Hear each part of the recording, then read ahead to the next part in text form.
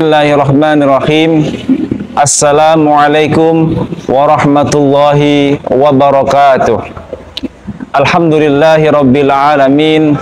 Alhamdulillahilladzi da'ana ila daris salam wa hadana ila siratikal mustaqim wa ala alihi wa sahbihi ajma'in.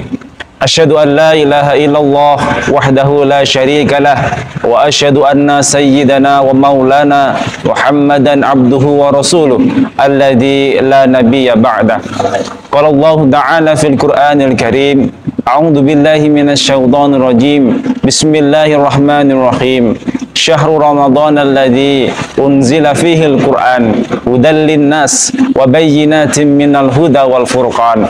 Faman syahida minkum asy-syahra falyasum wa man kana maridan aw ala safarin fa iddatun min ayyamin ukhra. Yuridullahu bikumul yusra wa la yuridu bikumul usra wa litukmilul iddata wa litukabbirullaha ala ma hadakum wa la'allakum tashkurun. Hadirin hadirat, para pemirsa yang ada di rumah, alhamdulillah pada kesempatan yang insya Allah barokah ini kita semua diberikan kesehatan, sebuah karunia yang luar biasa yang Allah berikan pada bulan suci Ramadan ini, sehingga kita bisa melaksanakan bulan puasa Ramadan ini penuh dengan keberkahan. Yang kedua, kita harus bersyukur kepada Allah Subhanahu wa Ta'ala, karena pada kesempatan yang insya Allah barokah ini kita juga diberikan hidayah. Dari hidayah inilah kemudian kita mantapkan iman dan takwa kita untuk menjalankan segala amal ibadah, baik yang madhah maupun ghair madhah, selama bulan suci Ramadan 1445 Hijriah. Para pemirsa yang ada di rumah, yang selalu dimuliakan oleh Allah Subhanahu wa Ta'ala, berbicara tentang fikih Ramadan di dalam kitab Tadhib dari matan kitab Takrib dijelaskan ada 4 syarat sah ketika umat muslimah menjalankan puasa Ramadan. Ada 4 hal yang menjadi syarat sah dalam menjalankan puasa. Yang pertama adalah niat. Niat merupakan salah satu kunci utama ketika kita mau melaksanakan segala amal ibadah yang wajib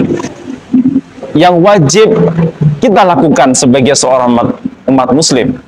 Seperti contoh ketika kita mau sholat diawali dari niat. Ketika sholat tanpa niat, maka sholatnya tidak sah. Kita mau wudhu tanpa niat pun, maka wudhunya tidak sah. Begitu juga ketika kita mau berpuasa tanpa niat, maka puasa wajib di bulan suci Ramadan pun tidak sah hukumnya. Oleh karena itu, niat yang kita sering baca setiap malam atau ba'da dari sholat tarawih dan witir itu merupakan kewajiban bagi kita. Para ulama Syafi'iyah mewajibkan kita untuk membaca setiap malamnya. Tetapi ada ulama Malikiyah dari madhab Maliki yang menjelaskan bahwa ketika kita lupa dalam melaksanakan niat, bisa jadi sering kita lupa melakukan.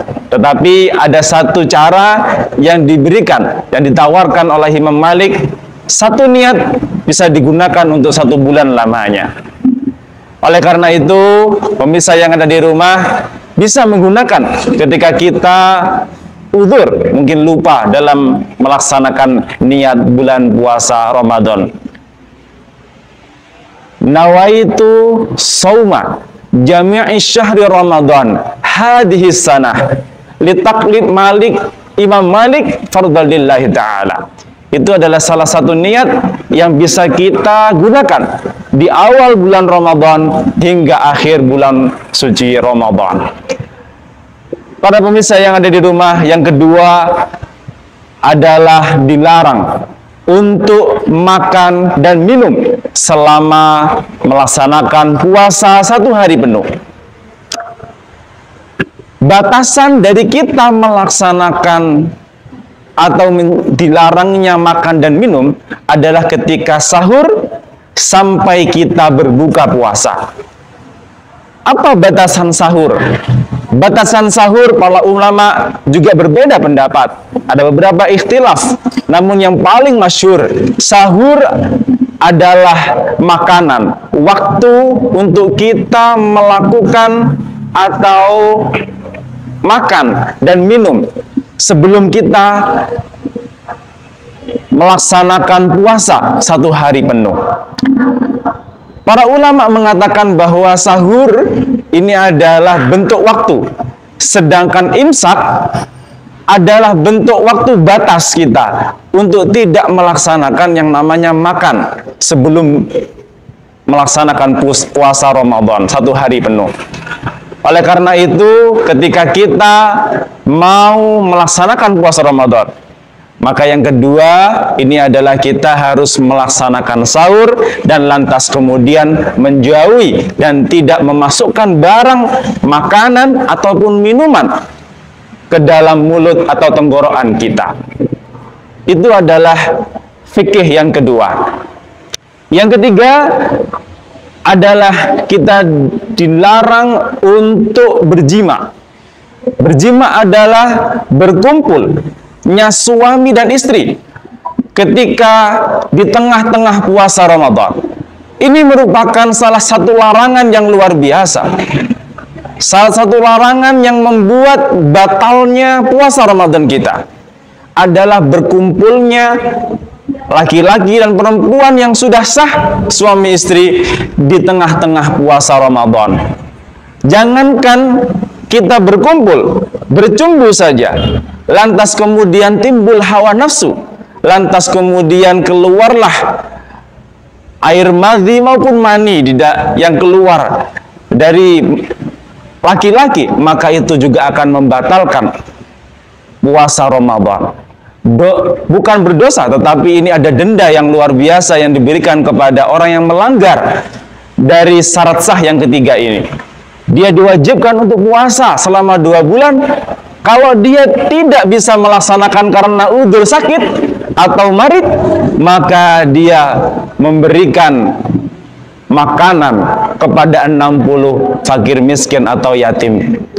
Ini merupakan salah satu tantangan besar, khususnya bagi kita semua yang sudah berkeluarga. Yang keempat adalah kita dilarang untuk memuntahkan apa yang ada di dalam perut kita dengan sengaja. Ini adalah pantangan juga yang harus kita hindari, para pemirsa yang ada di rumah, bahwa ketika kita melaksanakan bulan puasa ini, maka kita tidak boleh memasukkan barang apapun sehingga apa yang ada di dalam perut kita kemudian dimuntahkan. Ini apabila dilakukan dengan sengaja maka akan membatalkan, namun apabila dilakukan tidak sengaja karena terlalu banyak mungkin ketika dia sahur, maka hukumnya mubah, tidak apa-apa. Para pemirsa yang ada di rumah, itu adalah 4 hal, 4 syarat sah apabila kita menjalankan bulan suci Ramadan atau puasa di bulan suci Ramadan. Oleh karena itu, marilah kita selalu menjaga apa-apa yang disyarat sahkan ataupun apa-apa yang dilarang selama menjalankan puasa di bulan suci Ramadan ini. Mudah-mudahan kita semua selalu dijaga dalam segala hal, baik tingkah laku, baik pun hati maupun pandangan, agar supaya kita selalu menjalankan bulan puasa ini dengan penuh ibadah, penuh pendekatan kita kepada Allah Subhanahu wa ta'ala, baik dalam kegiatan ibadah mahdoh maupun ghairu mahdoh. Oleh karena itu, para pemirsa yang ada di rumah, marilah kita senantiasa meningkatkan iman dan takwa kita, agar supaya apa yang kita lakukan di bulan suci Ramadan ini menjadi cerminan kelak 11 bulan yang akan datang setelah bulan suci Ramadan. Amin ya rabbal alamin. Terima kasih dan mohon maaf. Wabillahi taufik wal hidayah war ridha wal inayah. Wassalamualaikum warahmatullahi wabarakatuh.